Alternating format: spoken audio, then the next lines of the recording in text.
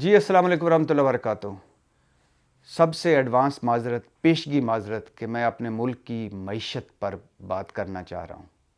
یقین کریں آج کل ملکی معیشت یعنی اپنی پاکستان کی معیشت پر بات کرنے کے سے پہلے یا بعد میں اپنے ملک کی مہنگائی، بے روزگاری، غربت پر بات کرنے سے پہلے یا بعد میں، اور آج کل جو سفید پوش جو مانگنے پر مجبور ہو گئے ہیں ان کی حالت زار بیان کرنے سے پہلے یا بعد میں، اور آج کل یہ ہمارے جو حکمران ہیں، جیرے بلیڈ ہیں، بنارسی ٹھگ ہیں، یہ جو عذاب کی طرح مسلط ہیں ہم پر، ان کی آپس کی لڑائیوں اور ان کی سیاست اور ان کی اقتدار کی بھوک پر بات کرنے سے پہلے یا بعد میں بہت دکھی رہتا ہوں۔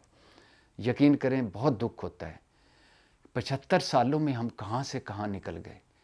یہ کبھی آپ نے سوچا، یعنی کہانیوں میں ہی پڑھا ہے میں نے تو اب، کہ ہمارا ایک PIA تھا اور اس پر لوگ سفر کرنے کو باعث اعزاز سمجھتے تھے کہ ہم نے PIA پہ سفر کیا۔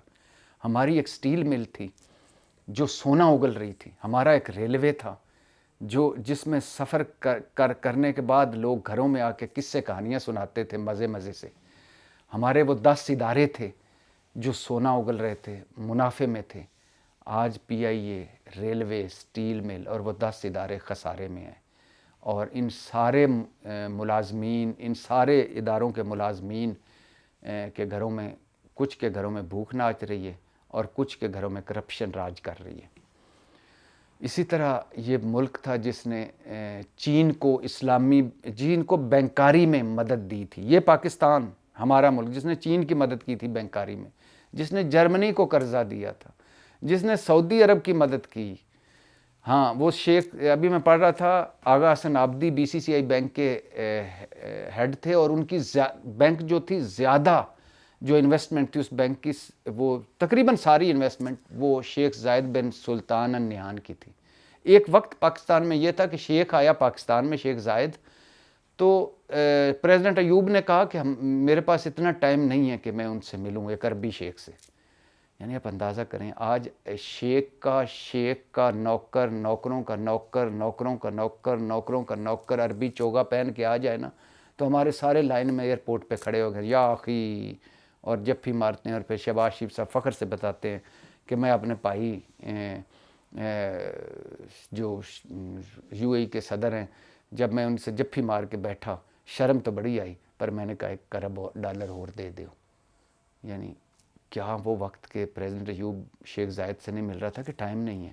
کہاں یہ وقت کہ یا آخی $1 ارب اور دے دے، یا آخی تو بڑا ہے سخی، ساڈے وال بھی تک سجنا۔ تو یہ شرم، چوتھا بدترین پاسپورٹ ہے ہمارا۔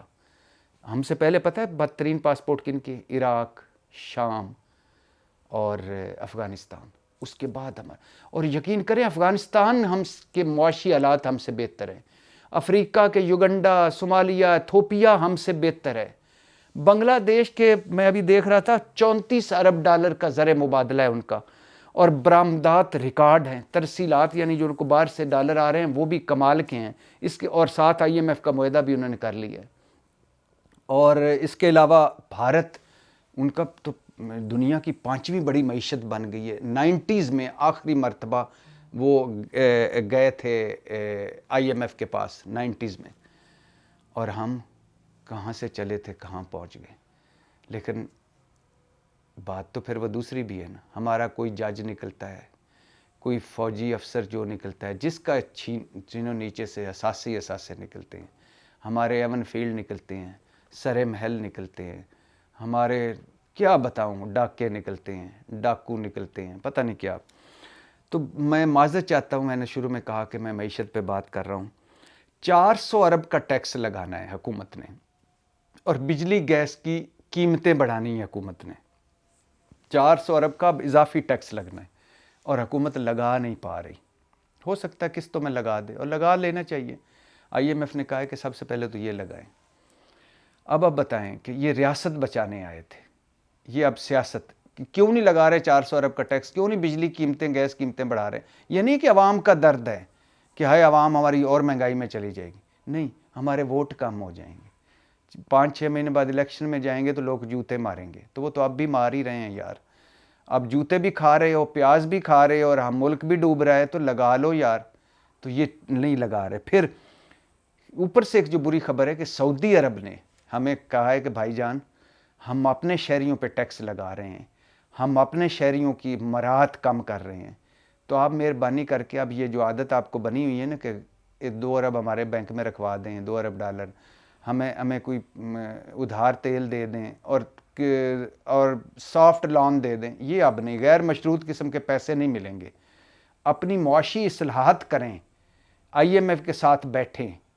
مطلب آئی ایم ایف, اوپر سے آئی ایم ایف کہہ رہا ہے کہ میں آپ پہ کیسے اعتبار کروں یار. اچھا آئی ایم ایف کو ہم نے ویلن بنایا ہوا ہے کہ وہ ویلن ہے, ہم ہیرو ہیں, ہماری عزتیں لوٹ رہا ہے آئی ایم ایف. او بھائی آئی ایم ایف نہ الیاس کشمیری ہے پنجابی فلموں کا ویلن, نہ امریش پوری ہے, نہ پران ہے, نہ پریم چوپڑا ہے, نہ آئی ایم ایف ایک بینک ہے. وہ آپ کو ایک بینک, آپ ایک بینک کے پاس جاتے ہیں, قرضہ لیتے ہیں, ایک شرائط وہ دیتا ہے کہ یہ ان شرائط پہ قرضہ میں آپ کو دے رہا ہوں, پہلی قسط دیتا ہوں اور یہ شرطیں پوری کریں. اس کے بعد آپ گھر جاتے ہیں, اس قرضے کا مجرے پہ پیسے پھینکتے ہیں, عیاشیاں کرتے ہیں, لٹ مار کرتے ہیں, اگلی مرتبہ پہنچ جاتے ہیں اگلی قسط دو. وہ کہتا ہے کہ ایک ساتھ شرائط بھی دی تھی, یہ پوری کی ہیں؟ نہیں وہ تو نہیں کی. تو وہ کہتا ہے میں اگلی قسط کیوں دوں. یہ حال ان کا ہو رہا ہے. یعنی ہمارے ہاں کوئی 30% بجلی جو ہے وہ یا چوری ہو رہی ہے, اور لائن لاسز کے نقصان ہیں, پرانے کھمبے ہوئے کنڈے لگے ہوئے ہیں. وہ کہتے ہیں بھائی یہ ختم کرو, سبسڈیز کیوں دیتے ہو, تم ہم سے ادھار پیسے لیتے ہو, اپنے عوام کو مفت دیتے ہو. وہ بھی کہاں خیر مفت دیتے. 19 ارب کا گھپلا ہوا ہے بے نظیر انکم سپورٹس پروگرام میں, اور وہ جو بابو یعنی اعلیٰ افسر وہ 19 ارب کھا گئے ہیں, یتیموں کا مال, صدقے کا مال, خیرات کا مال. خیر تو وہ اب آئی ایم ایف کو ویلن بنائے ہوئے. آئی ایم ایف مان نہیں رہا. جب آئی ایم ایف نہیں مانتا, دوست ملک اب کہہ رہے ہیں, سعودی عرب جیسا دوست کہہ رہا ہے کہ بھائی جان بس کرو, ہر روز آ جاتے ہو کہ دے جا اللہ کے نام پہ, اپنی معاشی اصلاحات کرو, چیزیں بہتر کرو. اب ہم اپنے شہریوں پر جب ٹیکس لگا رہے ہیں تو آپ کو بغیر ٹیکس کے غیر مشروط پیسے کیسے دیں گے. پھر اس اوپر سے یہ ہے کہ ورلڈ بینک نے ہمیں دینا تھا 1 ارب 10 کروڑ ڈالر, وہ انہوں نے اس سال ہمیں دینے سے انکار کر دیے. اب اگلے سال ہمیں ملے گا. اب یہ دیکھیے کہ سعودی عرب نے جھنڈی کرا دی. حکومت بڑے فیصلے کرنے سے ہچکچا رہی ہے. عمران خان تبھی تو کہہ رہا ہے کہ اگر بڑے فیصلے نہیں کر سکتے تو الیکشن کروا دو تاکہ جو حکومت آئے وہ بڑے فیصلے کرے. بڑے فیصلے کرنے سے ہچکچا رہی ہے. سعودی عرب نے جھنڈی کرا دی ہے. چین ایک قدم پیچھے جا کے کھڑا ہو گیا ہے. یو اے ای نے سے ہمارے وزیر اعظم کہہ کے آئے ہیں کہ 1 ارب ڈالر اور دے دو. اگر وہ دے بھی دے تو پھر بھی یار اگلے 3 مہینوں میں 8.25 ارب ڈالر ہم نے قرضوں کا واپس کرنا ہے. اگلے 1 سال میں 21 ارب ڈالر قرضوں کا واپس کرنا ہے. اگلے 3 سال میں 75 ارب ڈالر قرضوں کا واپس کرنا ہے. ہم کریں گے کیا؟ خیر ورلڈ بینک نے وہ اگلے سال دیں گے. اس کے علاوہ ہمارے صنعت کار, ہمارا زراعت بالکل تباہی کے دہانے پہ پہنچی ہوئی ہے. 10 ارب ڈالر کی باہر سے گندم, چینی, دالیں, خوردنی تیل اور پتہ نہیں کیا کیا منگوا چکے ہیں, اور ہم زرعی ملک ہیں اور زراعت پہ کوئی توجہ نہیں دے رہا. دے کیسے رہے گا؟ اچھا پھر اس کے بعد ہے گورنر سندھ کے نے گورنر اسٹیٹمنٹ کو بلا کر سارے کراچی کے تاجروں کو بلایا. کراچی کے تاجروں نے وہاں ساری اپنی فیکٹریوں کی چابیاں اکٹھی کیں اور گورنر صاحب کو پیش کیں کہ یہ آپ لے لیں, ہم سے نہیں چلتا اب. اور رو پڑے تقریباً. انہوں نے کہا اگر یہی حال رہا ایل سیز کھلنے پر, یعنی جو ہمارے کنٹینرز باہر پڑے ہیں, اگر 4 ڈالر کا مال ہے تو 8 ڈالر جرمانہ ہو چکا ہے ہمارے کنٹینر پہ. اگر ایک کنٹینر میں 4 ڈالر کا مال ہے مثال کے طور پہ, تو اس پر 8 ڈالر کا جرمانہ ہو چکا ہے. کنٹینر پھنسے ہوئے ہیں, آپ ہمیں لانے نہیں دیتے. اگر یہی حال رہا تو رمضان میں 1000 روپے فی کلو دال ہو جائے گی. اور اگر یہی حال رہا تو اس ملک میں ہنگامے پھوٹ پڑیں گے, اور ہنگامے ہو رہے ہیں.